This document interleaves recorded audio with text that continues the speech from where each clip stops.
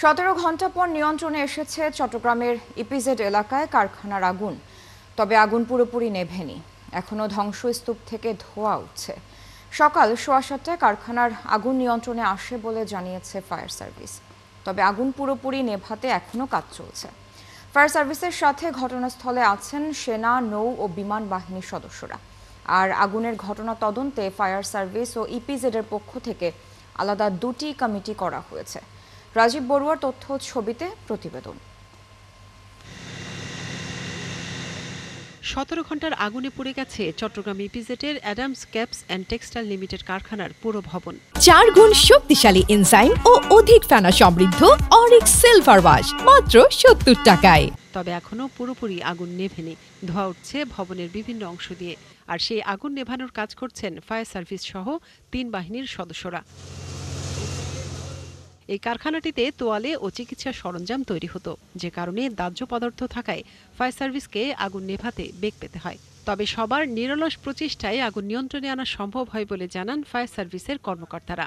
Building কোডের যে নিয়ম, সেই নিয়মটা মেনে করা হয়নি, কারণ পার্শ্ববর্তী যে বিল্ডিংটা ছিল খুবই সন্নিকটে, এটা সেটব্যাকটা ছিল না, যার কারণে আমাদের কোনো ফায়ার ফাইটাররা ওখানে পজিশন নিতে পারেন নাই। এবং আপনারা জানেন যে এই বিল্ডিংটা দীর্ঘক্ষণ ধরে পুড়ছিল, যার কারণে এটা কিন্তু আপনার 800 থেকে 1000 ডিগ্রি সেলসিয়াস তাপমাত্রা হলে যেটা হয়, যে এটা আরসিসি কলামটা কিন্তু এটা তার কলামের যে স্ট্রাকচারের যে স্ট্রেংথ এটা ছেড়ে দিয়েছে। এবং আপনারা এখনই দেখলে বুঝতে পারবেন যে এটা বিশেষ করে 5ম তলা থেকে 8ম তলা পর্যন্ত এটা একটা স্যান্ডউইচ হয়ে ফ্লোরগুলো সব একাকার হয়ে গিয়েছে। এদিকে ভবনটি পুরো নিয়ম মেনেই বানানো হয়েছিল বলে জানিয়েছে ইপিজেড কর্তৃপক্ষ, যে কারণে সব কর্মকর্তা ও কর্মচারীদের নিরাপদে সরিয়ে নেওয়া হয়েছে। আর আগুনের ঘটনা তদন্তে 5 সদস্যের একটি কমিটিও করা হয়েছে। আমরা ব্যবসার পক্ষ থেকে তদন্ত কমিটি গঠন করেছি। আমাদের এখানে একজন ফায়ারের একজন পরিচালক, একজন আমাদের অবসরপ্রাপ্ত পরিচালক, আমাদের চট্টগ্রাম ইপিজেড এবং কর্ণফুলী ইপিজেডের ফায়ার কনসালটেন্ট হিসেবে উনি নিয়োজিত আছেন। উনি নিয়মিতভাবে বিভিন্ন ফ্যাক্টরিতে ফায়ারের কমপ্লায়েন্সগুলি মনিটর করেন, অডিট করেন, এবং ওনার তত্ত্বাবধানে আমরা একটা কমিটি করব।